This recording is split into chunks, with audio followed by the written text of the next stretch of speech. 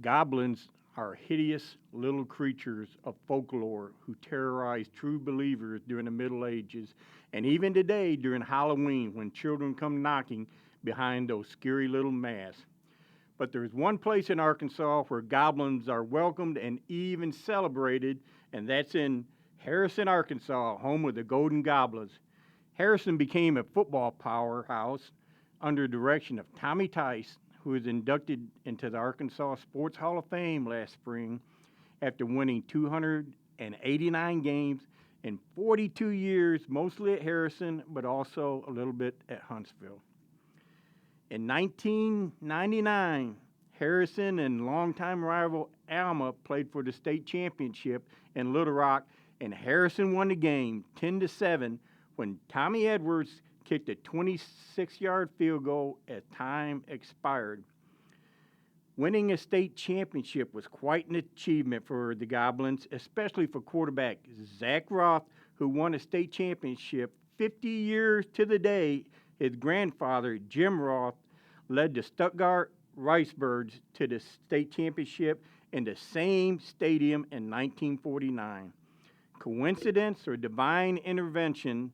It was a big day for the Goblins and Roth family of Harrison, Arkansas, USA, home of the Golden Goblins. Rick Fire is continuation of our Football Town series. Today we're talking to Harrison Goblins, and we're with Zach Roth, who's the quarterback of the 1999 Harrison State Championship team. They had a big rivalry with Alma. You guys beat Alma on a beautiful sunsplash day in Little Rock.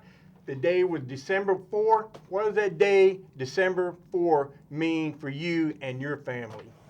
Yeah, that was a very special day for me.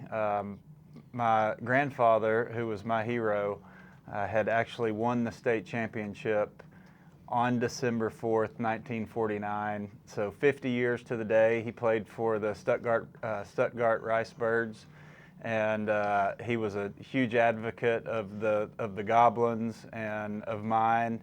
And so winning the state championship 50 years to the day, as my grandpa did, was a very special day for me. Man, that is awesome. That is tremendous. Whether it's divine intervention, whether it's coincidence, and did you know at the time? Did he tell you beforehand? Did you find out afterward? I saw a picture of you guys together embracing on the field. What was that like? Yeah, as I recall, he told me after the game. He was an extremely humble man, and he would not have wanted to have any distractions for me or anything get in the way. And so I remember being down on the field with him and learning the news at that time that it was 50 years to the day. What was your reaction? Probably at the time, like, you know, you're 18 years old, you don't realize how cool that's going to be. Fast forward to now I'm 40, and it definitely means a whole lot more than what I probably realized at the time. Okay, the Football Town series, we want to go to places where they absolutely love, you know, roll, you know, turn off the lights, let's go to the game and everything. Tell me about Harrison. Why is that a football town? As far as the fan support, not only you guys just win, just tell me about the whole issue. Yeah, so I think that there's a lot that has to do, but one, the community is so behind the football team. And Friday night, everywhere, right? Oh yeah, marquees cheering you on as you drive up and down Main Street at the McDonald's or the banks.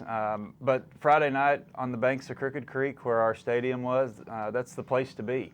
And so in kind of north central Arkansas, there's not a lot of population. And so people from Harrison and the neighboring towns all get behind the team. And like I said, when I was playing, the stadium was on the banks of Crooked Creek, and you didn't want to miss it. Hey, you know, talk about that team, that championship team. You guys had to beat Alma twice. You had to beat Greenwood twice. And I remember back then, I said, I don't see a lot of D1 guys here on that Harrison roster right there. So what set you guys apart from the other teams? Yeah, well, first of all, like I mentioned, the community supported us. We all had great families that supported us. We had a coaching staff that was unbelievable, led by Coach Tice. The school administration, the fans, everyone was so great to us, but that helped for sure.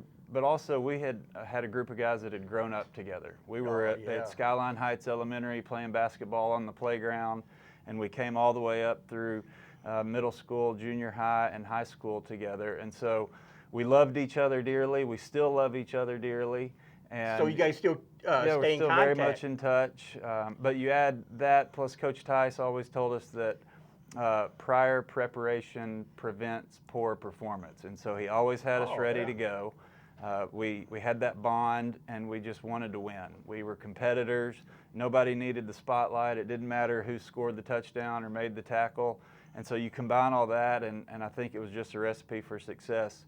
We actually played in the state finals in basketball my junior and senior year as well. And our So starters, you guys had just good athletes up there. yeah, we all bonded really well together, and when you put it on the court or on the field, it was a good outcome for us. All right, I'm going to ask you about this person right here. I'm not even going to say his name. All I'm going to do is go.